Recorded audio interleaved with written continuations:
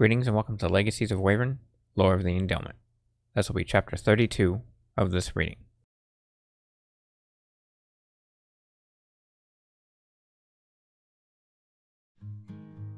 It took me about 3 days to finally understand what was going on. Bunny had left and somehow ended up in the realm of gods, where Zaec used her to test me. Once she left, she ran into Wolf, who confronted her while I was away. Wolf got Bunny to realize that all she needed to do to express herself was to just be by my side, even though she had already done that. At the same time, Vincent had picked a fight with a female Kexan that he narrowly escaped from, because Shadow amazingly saved him and brought him back to my place. There, Serena healed him from being beaten so badly. As time went by, Amber and Jewel examined their world and saw Bodor slowly drawing closer to Earth. Everyone from Bodor, literally everyone, came over to Earth to meet the human race and all the other creatures that inhabited it as well. However, Father was nowhere to be seen on either of the planets, and no one had known of his presence since I left my homeworld. Something was up. Another thing that was odd, but a bit understandable, was Fox still being alive. What happened when she teleported Shadow's original body from Earth? She threw it farther out just before his body exploded. She tried to teleport back, but was grazed by the powerful shockwave that it created, throwing her back onto Earth and slamming her into a mountainside, knocking her out cold. She was out for about a week and awoke to find herself being taken care of by a kind old monk, who happened to be traveling nearby a few days after she struck the mountain. It was amazing and very fortunate that Fox was still alive. Definitely made Wolf happy, along with Kalita, for her to find that her prediction was wrong. Her prediction was wrong. Serena, believing that I would return no matter what, had to take over my leadership with our family and did a couple things that really agitated me. First, she allowed Joey and Nanale to find out where we were staying and for them to come over as they please. That was not cool with me, because they would come over every day and all they'd do was argue like idiots. I came close to punching them once. Second, she decorated my desk. Besides the rows that I made, there were other small plants at each corner of my desk, with a tablecloth placed over it. Last was that Serena granted Bunny and Fox the right to serve the royal dynasty, only because they begged for it. Bunny wanted to join to be more part of the family, and, of course, to get closer to me. And, of course, Fox only wanted to join so that she could get closer to her beloved Wolf. Though Serena was my wife and owned the right to take control of everything that I possessed if I'm gone, it really irritated me when she changed things drastically without my knowledge. Even though I was gone for over 2 months, it still bothered me when she messed with things of mine that I would rather have completely destroyed than change them in any way. The nerve of some women. A whole week rolled by, making it another goddamn Monday. Along with that, I was very annoyed by everyone that I knew. I stood out on the balcony and leaned over the wall with both of my arms braced on the edge as I looked up the sky, watching Bodor ever so slowly push closer towards Earth. Bodor was so close, it covered nearly half of the sky when you looked up at it in the afternoon. Bunny hung on my back with her legs wrapped around my waist and her arms hung over my shoulders. Serena was having a conversation with Nanye about staying with us, while Kalita and Shadow were still having their staring competition as everyone else was just watching TV. Joey and Nanale were arguing about something stupid again, and I wasn't about to try and understand what it was about. Good thing I closed the doors and windows around me too, so I couldn't hear them clearly. Blight, though, was simply whistling over Amber's left shoulder as she and Jewel watched TV, with him amazingly not annoying them. "What happened to your ears, Papa?" Bunny asked as she gently rubbed the left side of her head against the back of mine. "They started itching too much." "Aw, come on. You looked so cute when you looked like an Alikins." I just stood there for a few seconds in silence, then sighed as I said, "Fine." With that, my wolf parts grew back, and I continued, "But the minute I start itching, you're the one that's gonna scratch me. Got it?"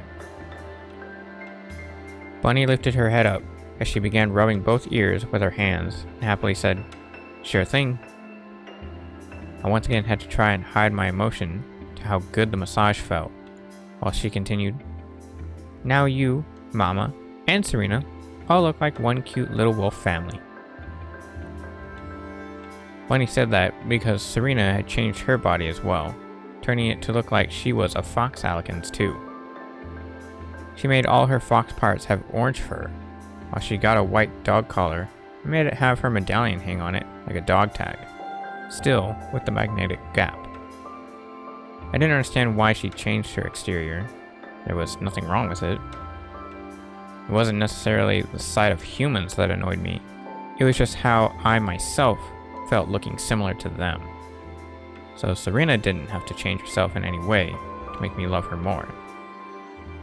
With who she was, Serena could have been 100% human for all I care. I just wanted to keep her pure, from my past family and the way they made our race. However, the Fox editions did make her cuter.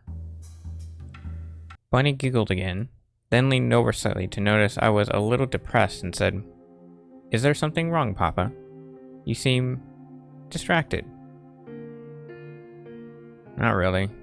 Just stumped." "Why?"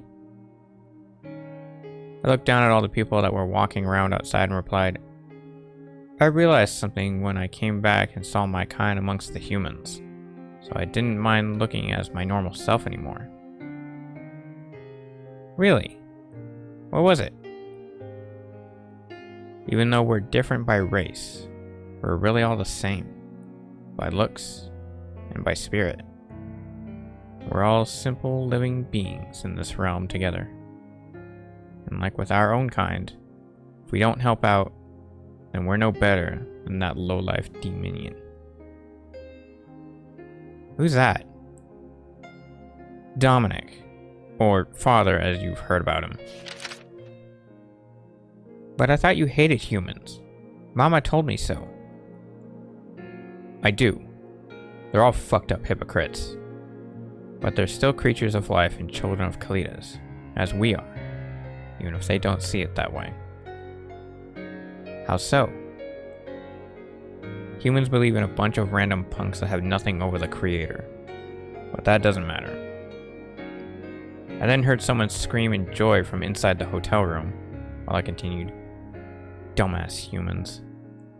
They're almost as bad as fucking Mondays." I moved my head down and closed my eyes as I quietly said, "I hate Mondays." Nanya swung open the balcony door and ran over to me to wrap her arms around both Bunny and I for a hug around my upper waist. She squeezed so hard that she actually kind of crushed my lungs and said, "My lord, I'm so happy that I met you." Gasping in pain, I asked, "For what, Nanya?" "I get to stay with you forever as your new family servant." "That's great. Now, as your first act of duty, please let go of me." Nanya quickly released me and she said, "Oh, sorry, my lord." I began breathing heavily, trying to get blood and oxygen to flow through my head, with me now having a migraine. Nanya placed her paws behind her back, her tail wagging frantically in joy. She held a big smile on her face. "By the way," Lebecky said, "your wife is a lot nicer than I thought, especially since she's willing to let you sleep with us." "So," I quickly interrupted, "Bunny, can you get off my back now, please?" My daughter realized that when Nanya hugged the two of us, her feet accidentally dug slightly into my legs. So with that, she slipped off my back. She said, "Oh, sorry, Papa." Relieved from all of my pain, I raised my head to look out at Central Park and said, "Damn it, she did it again. And this time while I was here, without my permission." I then stood myself up straight and turned to head inside as I said, "I'm back for a whole week and I already have to bitch at my wife." As I passed the Abeki and Alikins, Bunny said, "Uh-oh." I swung the balcony door open to head inside as I turned to Serena, who was cooking something in the kitchen with Wolf and Fox. I walked over to the outer edge of the kitchen and yelled, "What the hell, Serena?" "Piss off, Zaec," she barked. At least she didn't demand to be your personal servant just to get closer to someone. I can't fight against that like you can. I walked up to the outer side of the center counter and slammed my hands down on it as I said, "I don't give a crap. You didn't consult with me beforehand." "Oh, grow up," she said as she turned around from the sink to cut up some vegetables, where I noticed her smiling. "Besides, it's not like it's gonna cause problems with our relationship, with the way it is now." I just looked at Serena, confused and a bit surprised for a few seconds, while Bunny walked over to stand at my right side and Nanya to my left. Serena then looked up at me, her left ear bent out to her side slightly, as she continued to chop up the vegetables and asked, "Seriously, how many girls do you have other than me to be with?" My ears quickly bent back, while my face blushed slightly, so I stuttered, "Shut up! That's not the point." "You got Wolf, which is technically 2 with Fox tailing behind her. You got Bunny, then there's the new addition of Nanya. And not to be rude, but since your twin and little brother have passed away, you now have Ember and Jewel." Propping my ears back up, my face normal, I said, "That doesn't count." "Oh, really? Who was it that brought them to our side in the first place?" I was silent, irritated at the facts given, as I went to bang my head onto the counter. Bunny and Nanya snickered at that. Then I said, "Thing is, you can step in at any time to stop this." Serena turned her eyes to watch her hands slice the food, as she said, "Yeah, but it's more fun to see you having problems with women, other than me."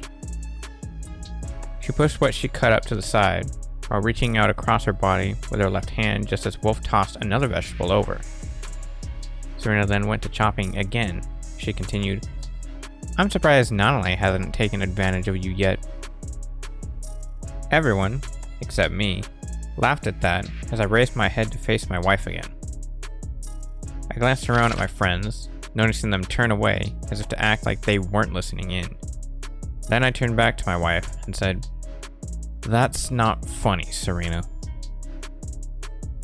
"Apparently," she sarcastically said.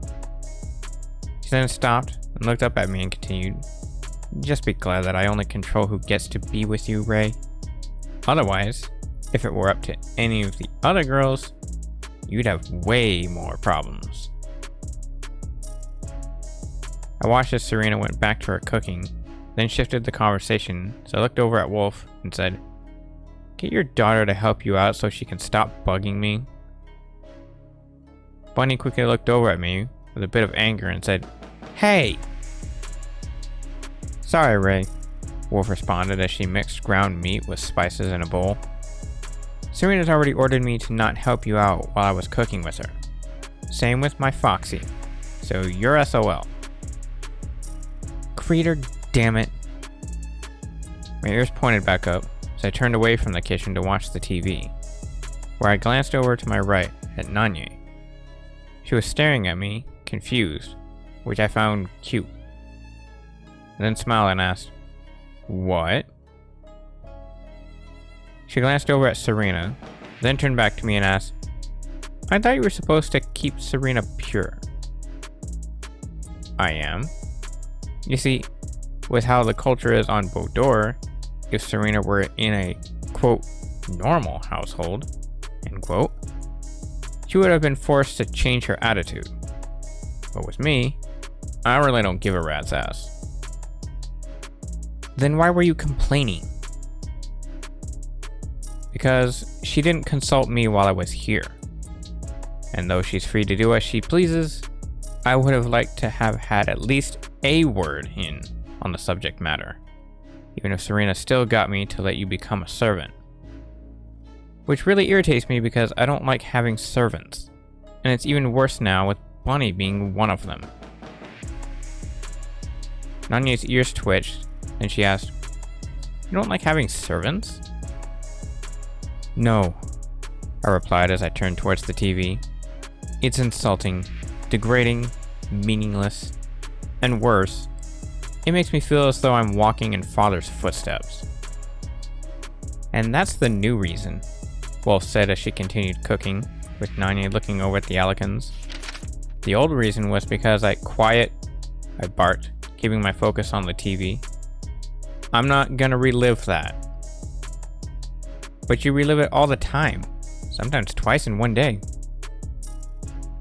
I moaned, irritated that none of them would just drop it. Then I said, "Whatever, you can all just bite me." Curious, Nanya motioned next to Wolf to find out what she was about to say. Bonnie giggled, watching the Yabeki, then wandered over to help with cooking on Fox's side.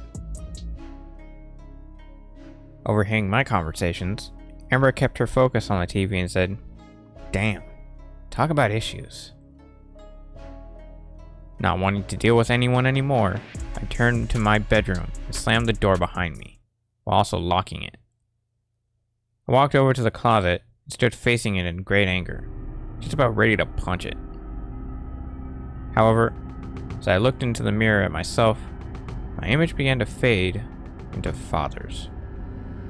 The bastard had a smirk on his face as he stared back at me, which just made me even more angry and made me tighten my fists harder. Father gave a light chuckle, then said, "What are you waiting for, my son? Remove them from existence. They are only Quellens, unworthy of even licking the dirt off our boots, unfitting of life itself." Father squinted his eyes and removed his smirk as he continued, "You are of a proud and loyal race, my prince, the most powerful in the galaxy, equal to none other, and will only grow stronger with every passing day. And as a Shero, you must uphold your loyalty and rank in power within our race. Obliterate the Quellens." I took a step back with my left foot and glanced over at the bedroom door, hearing the muffled voices of Amber and Jewel calmly speaking to each other. Afterwards, I looked back at the mirror to see Father with his cocky smile again. I hated humans, no matter what they could do or how much they were alike to my race. I hated humans. I couldn't stand the sight of them. Not even a trace of thought was tolerable. However, I hated Father even more. I despised him with every ounce of my well-being. Just to know that I was conceived from him made me sick. I didn't want to be like him in any way, and I never wished to live alongside with humans. They were weak, and yet, so was I. I hated Father for everything that he had done, for all the innocent lives that he took. But I could not stop him, no matter how right I was or how defiant I became.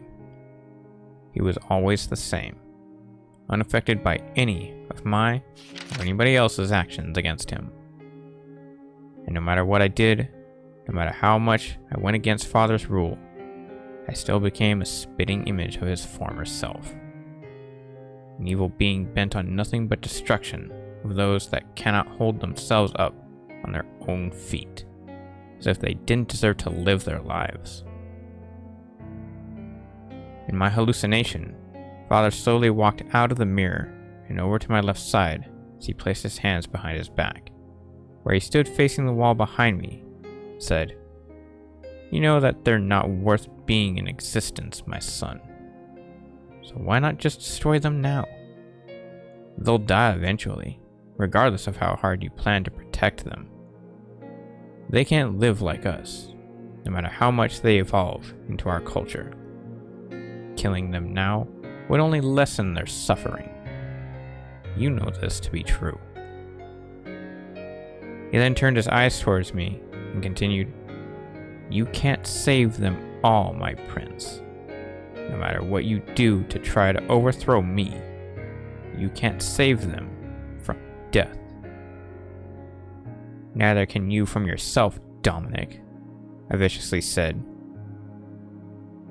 Father turned his head slightly to look over his left shoulder at me, so I continued to stare at the mirror and said, "That's where you're wrong, Zaec.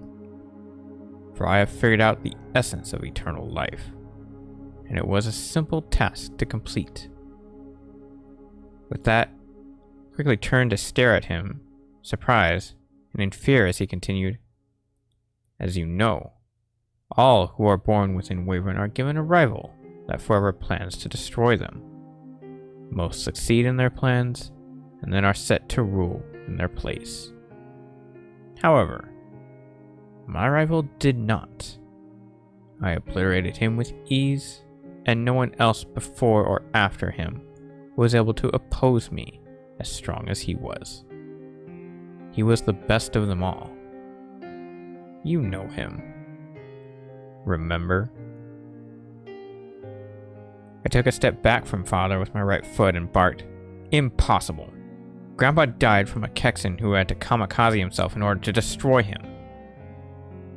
"That's what I wanted you to believe, Zaec. My father thought that there was no one stronger than him. But I proved him wrong." Why? The two of us motioned to face one another as Father replied, "Because I believed that I could gain power by taking life from Bodor's planetary core. Jijiku, of course, did not. So I fought him with a piece of the planet's life force to prove him wrong. Ever since then, I've been slowly collecting and binding our planet's energy into my own body to gain tremendous power." I closed my eyes and turned back to face the mirror as I shook my head a bit, while I said, "You're lying." I then opened my eyes to look down at the base of the mirror and said, "You're nothing but an illusion that I must avert my eyes from.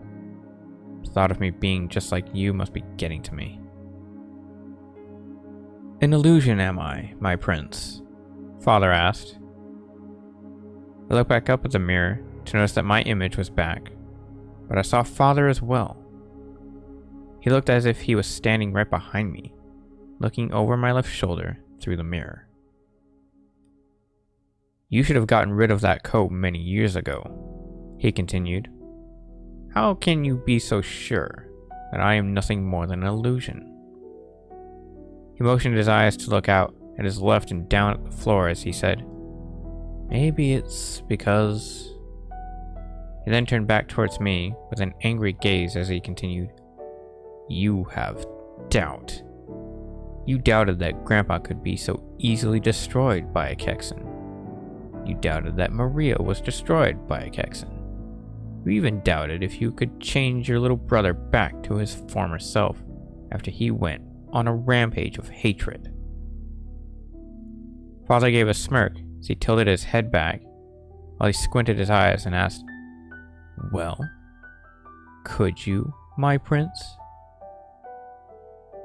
I quickly turned around as I raised my right fist up to punch Father, but when I motioned to face him, he was not there, nor was he ever there to begin with. It was an illusion. Just an illusion.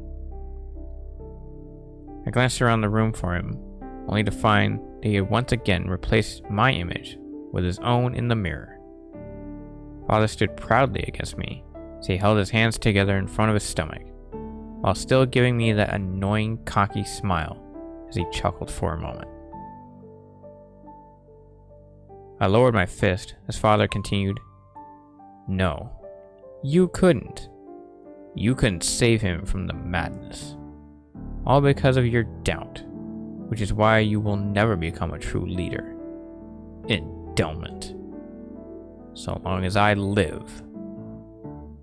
I grew angry as I just stood and listened for what Father had to say, while he too became angry and continued, "You'll never gain the power it would take to defeat me, because all you do is doubt." My anger grew a bit more as I tightened my fists and started to bare my fangs at Father's image.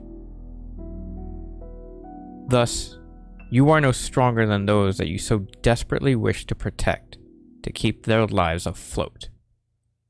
Therefore, you yourself are weak, and you shall always be so in my eyes, Endelment, for I never doubt." At that point, my anger had grown so great inside of me that my energy flow actually pulsated within, flashing a strange image of me for a second with dark gray hair that faded to blood red at the ends. Even so, Father continued, "I always know, and I know I shall live forever, for there is no one who can stand against me with even the slightest amount of power to defeat me. I shall become the god of a new era, and this realm shall be my kingdom." He turned his back to me with another pulse that flashed the same image of myself. Then Father moved his hands to hold them behind himself. "You will not last, Endelment, even in the new world that I shall one day rule as king of this galaxy." Father's image then started to fade away as he said one last thing. "It pains me to think that you are my son, Zaec." Just before the illusion disappeared, I quickly raised my right fist and aimed for the back of Father's head, where I struck the mirror and punched halfway through the closet door, amazingly without shattering either the door or the mirror completely. In my rage, I viciously said, "As I you, demonian." When the image faded, a whisper said, "Remember who you are. You are not him." Afterwards, I slowly pulled my fist away as I calmed back down and stood myself up straight, leaving the closet door and mirror as they were. I then reached for the top left side of my coat with my right hand and tore it off, tossing it aside as what was left in its pockets fell to the floor by my feet. The magnetic strap also fell off, nearly circling around my feet and the other items. Once I removed the coat, I used my powers to toss a black and white flame onto the coat, burning it into nothing. The flames only torched the coat, leaving the carpet and everything else undamaged. That coat was given to me by Father, and until then, I didn't feel the need to get rid of it. I also didn't realize until then that it was how he kept track of me, and apparently able to connect with his conscience. From the very beginning, he knew every little thing there was about me, and what I had been doing. Not anymore. As the coat burned away, I grabbed the left end of the closet door and used my powers to open a dimensional doorway into another closet, revealing only a white trench coat on a hanger. This bright white coat was Grandpa's most formal and rarely worn coat, nearly brand new. It was one out of the 3 he had, and was given to me a month before his death, with his signature twin pistols that he used for combat his whole life, both still in their holsters. The coat had no pockets on the outside, it had 2 on the inside. The gun holsters were in the inside and at the waist, oddly enough, with one at the left side and the other at the right. Both pistols in the holsters were custom made by Grandpa himself. They had gone through everything that he had done, yet still looked brand new as well. The custom-made gold pistol was in the left waist holster, labeled Jinx, the handle of it facing forward on the coat and slightly tilted up. Positioned the same, the custom-made silver pistol, labeled Hex, was in the right holster. Neither gun had a means to hold a clip, and they most certainly did not have a revolver attached to them. However, they still had a hammer and a slider that pulled back. I knew what the hammer did, allowing the flow of energy to be channeled to where it can be projected. Yet the slider, I had no idea what that did. Both were large pistols, bigger than any normal handgun on Earth. Funny enough, they still looked similar to that of what I had. As I reached for my new coat, Khalida walked in and turned to me as she sat down between me and the bed and asked, "What's wrong, my lord? You okay?" "You better not have broken my door," I said, as if speaking with father, while putting on my new coat. However, before the wolf could reply, I glanced over and smiled at her as I responded, "I'm fine, Khalida. Why?" Shadow walked in, sat next to Khalida as I bent down to pick up the stick and the castatic crystal, placing the stick into my coat's left pocket. Carefully watching me, Khalida replied, "Bunny and Nanya were a little upset when you stormed into the room, and even more so when they heard something break. Once I placed the magnetic strap back on, I took hold of the castatic crystal and formed it into a simple broadsword. I made the hilt a foot long, with the double-edged blade being 4 feet long and 1.5 feet wide. I placed the blade onto my back, having it hold there with the handle tilted to my right. Then I adjusted my glasses and said, "It's nothing." I gently pressed against the closet door, using my powers to fix the mirror, then looked over at the 2 canines and asked, "How did you get in here? And who won the staring contest?" "Broke the lock," Shadow replied. He then irritatingly glanced over at Khalida and continued, "She did. Cheating bitch." Khalida just laughed. Shadow turned back to me and said, "My lord, Vincent wished for me to tell you that he has left for some important business." Staring into the mirror, I started pulling some of my hairs out from my band to have them hang down the sides of my head to just under my chin level. I stopped with having my energy hold up the strands of hair I had loose, fussing with it slightly to keep it away from my eyes as I said, "Thanks." I wasn't angry at the fact that Vincent didn't tell me himself that he left, but I was a little upset that he had Shadow tell me instead. In my opinion, if you're going to tell someone something, don't have someone else do it for you. Just make you seem like a jackass in my opinion. When I responded with a positive attitude, Shadow was stumped and glanced over at Khalida, confused. She just glanced over at the fox and shrugged her shoulders. Then they both turned back to me as I did a little more to change my appearance.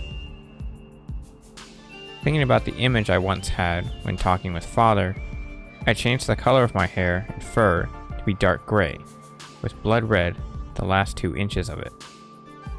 At the same time, I had my blood red eyes fade to dark gray, the edges of the iris. Strangely, that felt more normal towards my energy than anything else I had tried. I didn't quite understand that. However, it was still cool to my sense of style, so I didn't care. I tried making my hair and fur softer, but couldn't do so exactly. Then asked, "Khalida, how do you get your fur so soft?" Shadow just walked out of the room as Khalida gave a light smile and replied, "What? You don't know? It's so easy." I never figured out that element of my hair. I just left it natural. Well, it's a damn good natural.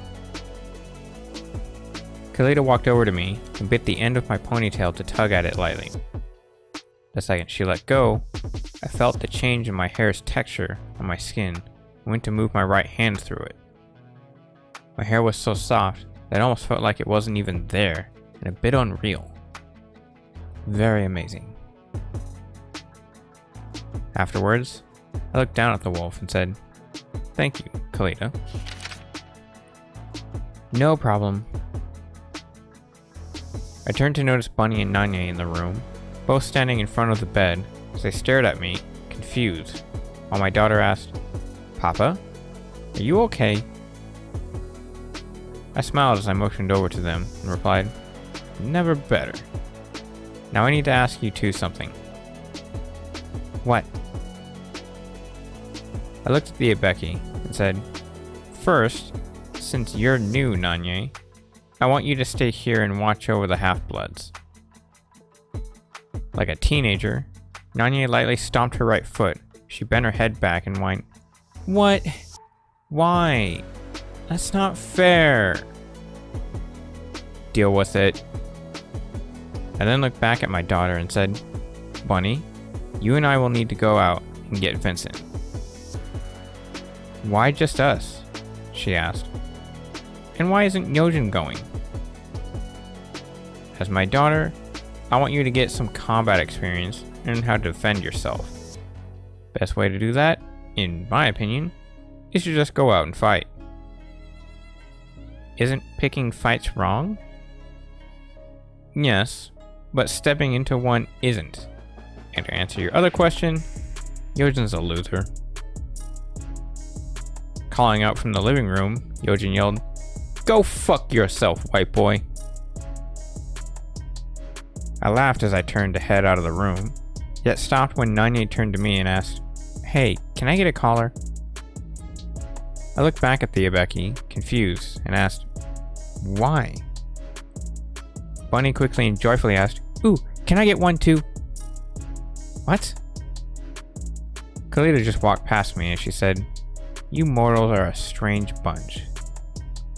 However, just as she stepped out the door, she too quickly turned to me, hopped up to place both her front paws on my right leg, and said, "Please, can I get one too, my lord?" "What the hell's wrong with you all?" I barked. "It's fun to piss off my brother," Kalita quickly replied. Shortly after that, Bunny said, "I think they're cute."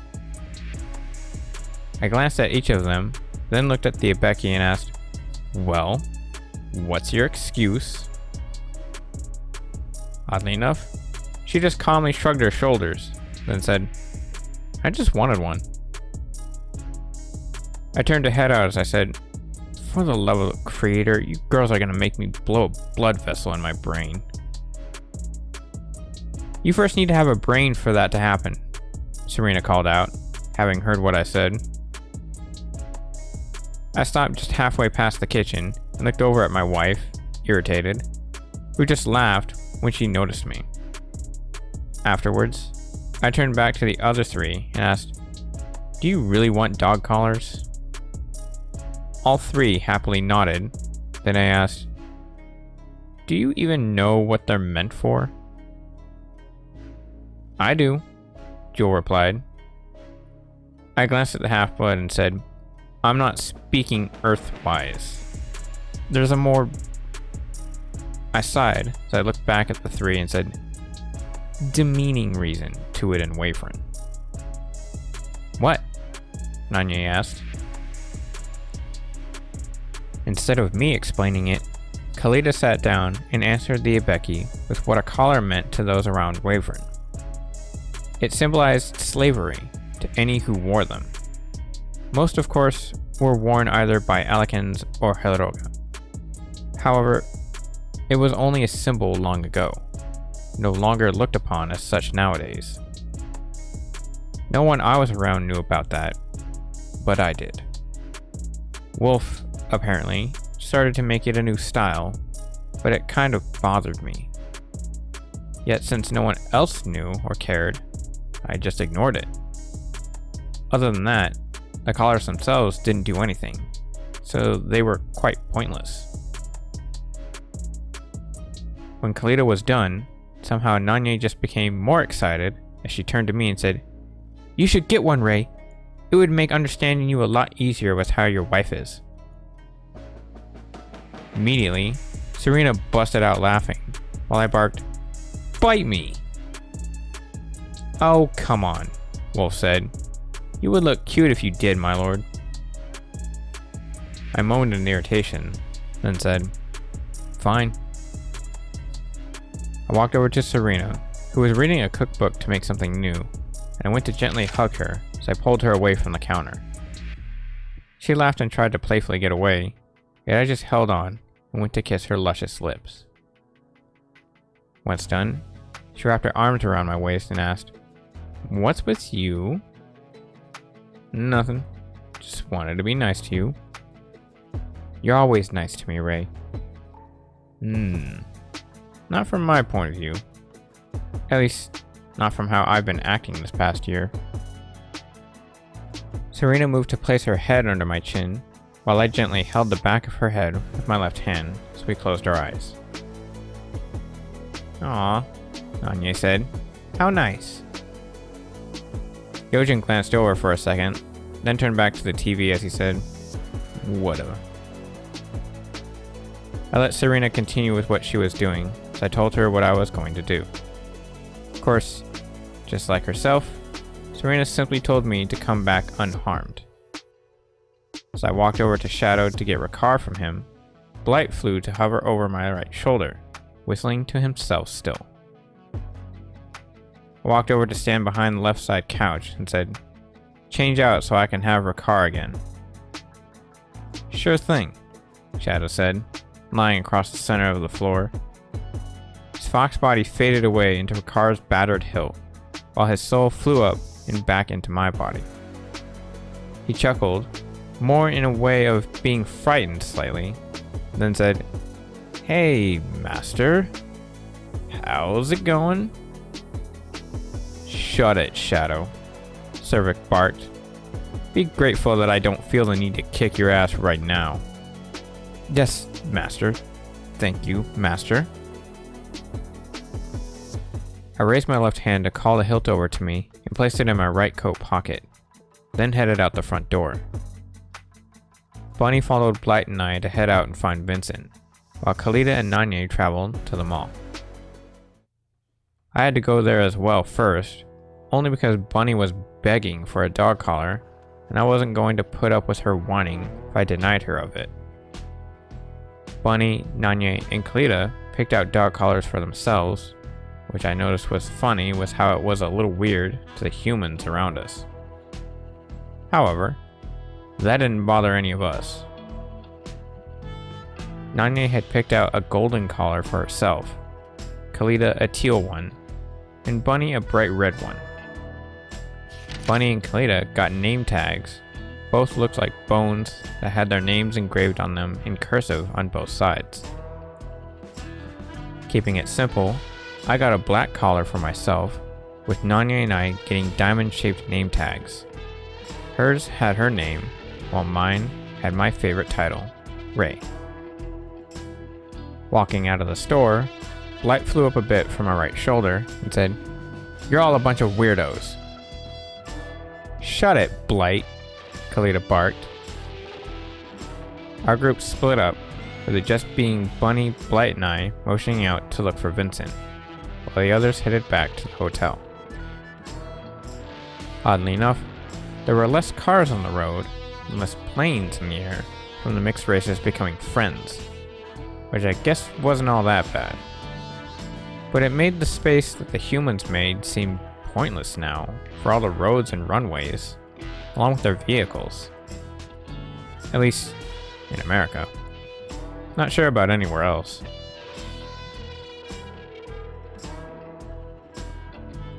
This concludes the reading of Chapter 32. Thank you all for watching and listening. If you like what you've seen and heard, there will be a link to my physical works in the description below. That being said, stay safe, take care, and we'll see you again next week reading Chapter 33.